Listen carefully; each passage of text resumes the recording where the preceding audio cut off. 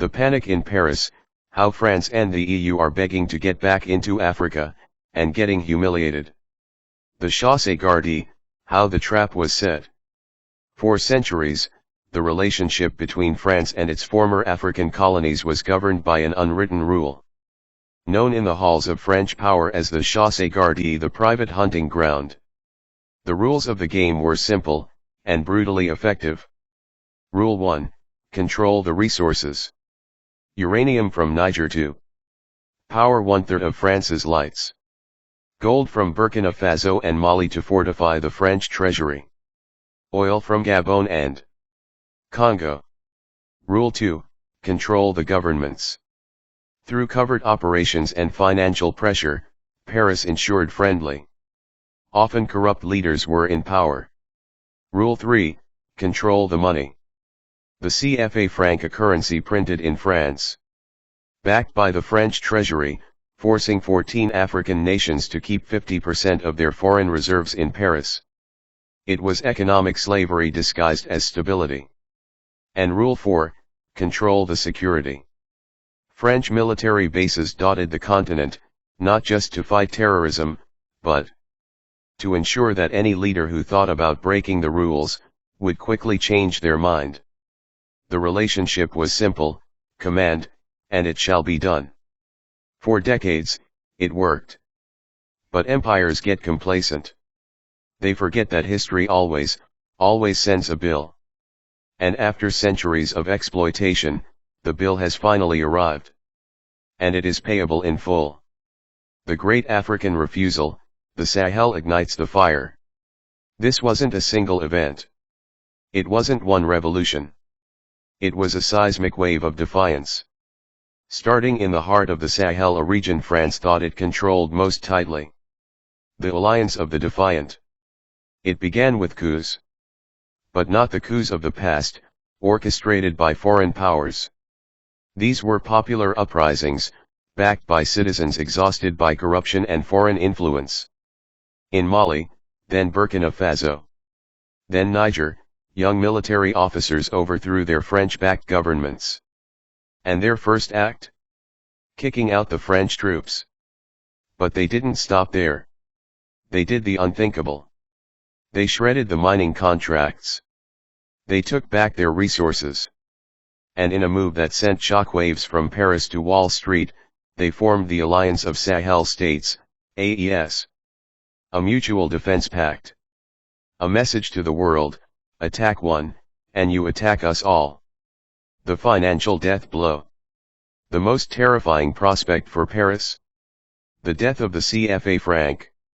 The AES, along with other West African nations, is now actively planning a sovereign, gold-backed currency.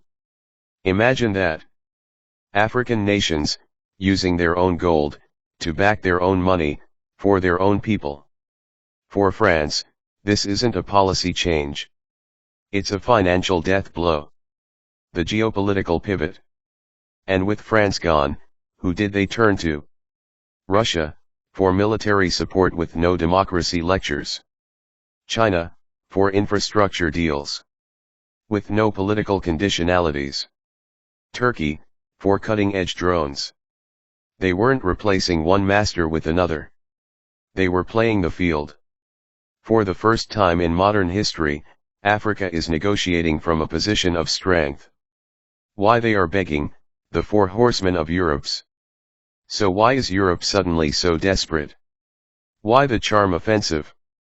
Let's be clear, this isn't about altruism or guilt. It's about sheer, unadulterated panic. Europe is facing an existential crisis it never saw coming. Horseman 1, the resource reckoning. Without preferential access to African resources, the European economic model faces collapse. No Nigerian uranium means French nuclear plants, which provide 70% of its power, grind to a halt. No Burkinabe gold weakens the euro.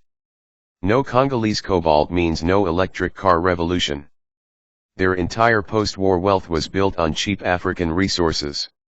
That era is over. Horseman 2, the migration monster. A destabilized, impoverished Africa is a migration crisis of unimaginable scale, right on Europe's southern doorstep. Europe needs a stable Africa. But after decades of exploitation, they have precisely zero leverage to create that stability. They created the monster, and now they can't control it. Horseman 3, the geopolitical nightmare. Watching a continent of 1.4 billion people, the world's next great economic frontier, pivot towards Russia and China is a strategic disaster for Western hegemony. Every African nation that joins BRICS is another nail in the coffin of the American-led unipolar world. Europe is becoming irrelevant in its own backyard. Horseman 4, the economic implosion. French multinationals that built their empires on African profits are now staring into the abyss. Their shareholders are in open revolt. The Africa dividend that funded the French welfare state for generations is evaporating. The economic implosion has already begun. So, what is Europe's strategy? It's a pathetic mix of charm offensive and veiled threats. And it's failing spectacularly. Tactic 1, the We're Sorry Tour. Suddenly, French presidents are giving speeches acknowledging past mistakes. EU diplomats are using phrases like partnership of equals. African leaders are nodding politely, and then signing another billion-dollar deal with Beijing. The empty words are seen for what they are, a last, desperate gamble. Tactic 2, the we have what you need offer. Promises of investment, vaccines, and aid are now met with a simple, devastating response. We can get that from China. Faster, cheaper, and with no strings attached. The monopoly is broken. The competition has arrived.